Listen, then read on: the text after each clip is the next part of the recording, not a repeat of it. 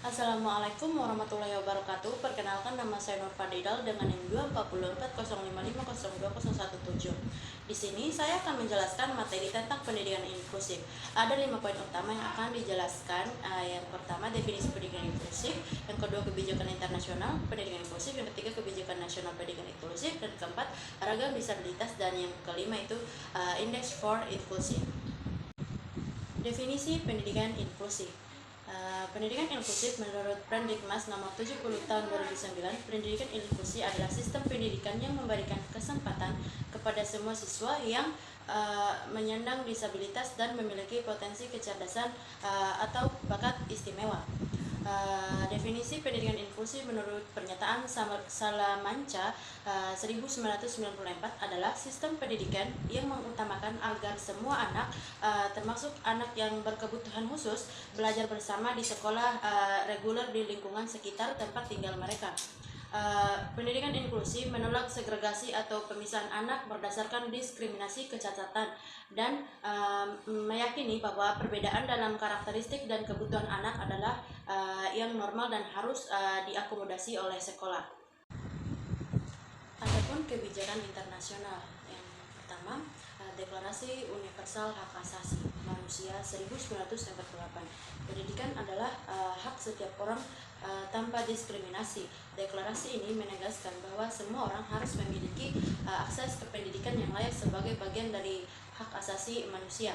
Yang kedua, Deklarasi Dunia tentang Pendidikan untuk Semua Jomtien 1990 deklarasikan bahwa pendidikan harus dapat diakses oleh semua anak di seluruh dunia, termasuk anak-anak yang memiliki kebutuhan khusus atau disabilitas tanpa terkecuali. Dan yang ketiga itu peraturan standar tentang persamaan kesempatan bagi para penyandang cacat 1993. Peraturan ini menetapkan standar internasional agar penyandang cacat memperoleh kesempatan yang sama di berbagai bidang, terutama dalam bidang pendidikan, sehingga mereka terhindar dari diskriminasi dan mendapatkan layanan sesuai dengan kebutuhan mereka. Adapun kebijakan nasional, yang pertama yaitu Peraturan Pemerintah Nomor 19 Tahun 2005, yaitu menetapkan standar pendidikan yang harus diikuti oleh semua sekolah termasuk sekolah inklusif. Singkatnya, Peraturan Pemerintah Nomor 19 Tahun 2005 menjadi dasar aturan dan acuan bagi pelaksanaan pendidikan berkualitas di Indonesia, termaksud pendidikan inklusif yang inklusif dan adil bagi semua peserta didik. Yang kedua itu pendidikan inklusif wajib dilaksanakan oleh pemerintah daerah di Indonesia. Ketentuan tersebut diatur pada pasal 6 Permendikbud nomor 70 tahun 2009 yang menyatakan 1. Pemerintah kabupaten atau kota menjamin terselenggaranya pendidikan inklusif sesuai dengan kebutuhan peserta didik. Yang kedua, pemerintah kabupaten atau kota menjamin tersedianya sumber daya pendidikan inklusif pada satuan pendidikan inklusif. Dan yang ketiga itu pemerintah dan pemerintah provinsi membantu tersedianya sumber daya pendidikan inklusif. Adapun ragam disabilitas, yang pertama, anak dengan hambatan fisik adalah anak yang terganggu fungsi geraknya, antara lain amputasi, lumpuh layu atau kaku, paraplegia atau cerebral palsy. Yang kedua, anak dengan hambatan intelektual adalah anak yang terganggu fungsi pikir mereka karena tingkat kecerdasan di bawah rata-rata. Anak dengan hambatan intelektual melibatkan keterbatasan dalam fungsi kognitif seperti kemampuan belajar, penalaran, pemecahan masalah, dan pemahaman antara lain atau Down syndrome. Yang ketiga, anak dengan hambatan mental adalah terganggunya fungsi pikir, emosional, dan perilaku.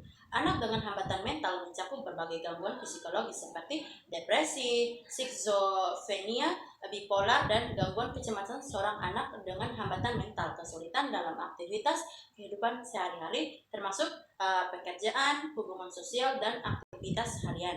Yang keempat itu anak dengan hambatan pendengaran, anak yang memiliki keterbatasan dalam mendengar, termasuk tuli, sehingga mempengaruhi kemampuan komunikasi dan belajarnya.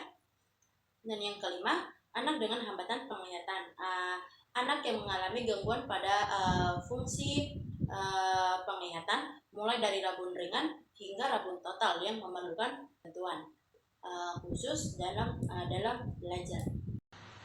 Index for Inclusion menurut UNESCO Debord 2011 adalah sebuah contoh dari pengembangan alat evaluasi diri yang telah dirancang khusus untuk mendukung dan membantu dengan proses pengembangan pendidikan inklusif. Indeks ini dapat dimodifikasi dan disesuaikan untuk memenuhi kebutuhan lembaga individu dan dimaksud untuk mendukung refleksi kritis dan tindakan melalui proses evaluasi diri dan evaluasi. Index for Inclusion mencakup 3 dimensi, yaitu yang pertama dimensi A, menciptakan budaya inklusif, yaitu membangun nilai-nilai kebersamaan, penerimaan, dan rasa saling menghargai. Yang kedua, dimensi B, menyusun kebijakan inklusif, memastikan kebijakan sekolah yang mendukung partisipasi semua peserta didik tanpa diskriminasi. Yang ketiga, dimensi C, mengembangkan praktik inklusif, yaitu menyesuaikan pembelajaran dan kegiatan sekolah agar semua anak dapat berpartisipasi